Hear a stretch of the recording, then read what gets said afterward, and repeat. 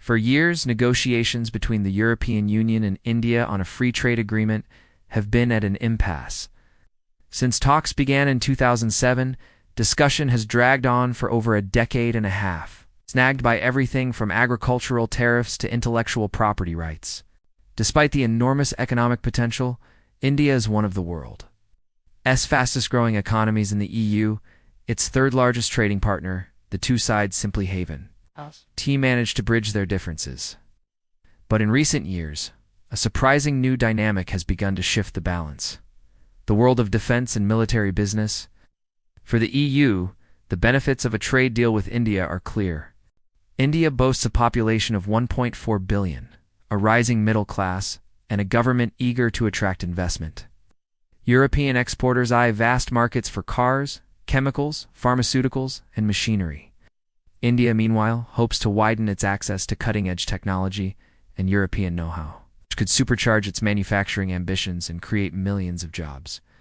Despite impressive growth, India's share in the EU's total trade remains modest, barely 2%. Thinking goes. Unlock these barriers, and a free trade pact could be worth tens of billions in added revenue. So, what's the holdup? For years, agriculture and services presented the thorniest issues. European farmers and dairy producers worried about cheap imports. Indian exporters wanted more access for their skilled professionals. The EU pressed India on regulatory standards and environmental issues, while India resisted what it saw as unfairly high European demands. The stalemate seemed unbreakable. Yet as geopolitical tensions rise in the 2020s, military ties and defense trade have emerged as a powerful bargaining chip, with the potential to unlock progress elsewhere. In the past, the EU was a marginal figure in India's vast arms market. Russia supplied nearly half of India's defense imports for decades, while the United States began playing a bigger role in the last 10 years. European firms, with rare exceptions, lagged behind. India's growing ambition to modernize its military and diversify away from reliance on Russia has created a new opening. As India looks to upgrade its air force, navy, and indigenous defense industry, European arms giants like Dassault, Airbus, and Thales see unprecedented opportunities.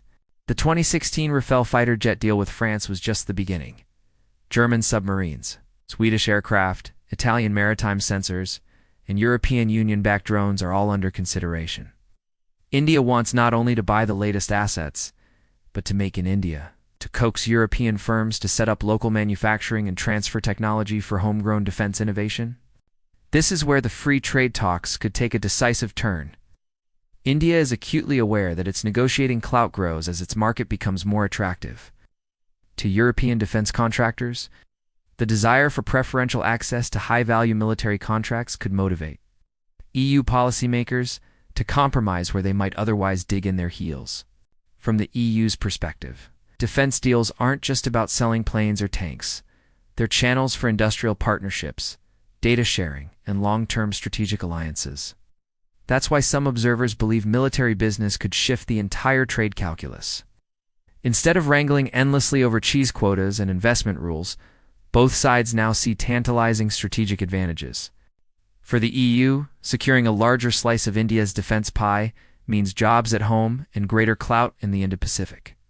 For India, leveraging defense procurement could unlock European concessions on tariffs, market access, or intellectual property. Recent events make this even more urgent. Russia's war in Ukraine has thrown Europe's security landscape into chaos and made future imports from Russia less dependable, especially for India historically, Moscow's biggest defense customer. India's reluctance to distance itself from Russia caused some tensions with European partners, but it also underscored the need for India to widen its suppliers. Meanwhile, the USS's own export restrictions and unpredictable politics have convinced India that over-reliance on Washington isn't wise either. Amid this shifting terrain, European policymakers see an opportunity to woo India with high-tech hardware, joint ventures, and defense R&D deals offering precisely what India wants most. Advanced submarines, next-generation fighter jets, missile defense all could be produced or assembled in India, burnishing both countries' industrial capabilities. If the EU is willing to relax some of its trade demands, offer flexibility on labor mobility, or expand cooperation in digital services. Military contracts could tip the scales and bring a long-awaited deal across the finish line. Of course, hurdles remain. Negotiations are never simple, and public opinion or political winds can shift quickly. But military business, once considered secondary, is now at the heart of EU-India free trade talks. I'm stoned as the world fragments into competing blocs and security ties grow ever more valuable. Guns and butter might not be such strange bedfellows after all. In short, the future of the EU-India free trade deal may well hinge not just on tariffs or quotas, but on the defense deals being hammered out behind closed doors. If military business truly becomes the game changer, it could reshape not just the economic fortunes of two massive markets, but the strategic balance of half the world.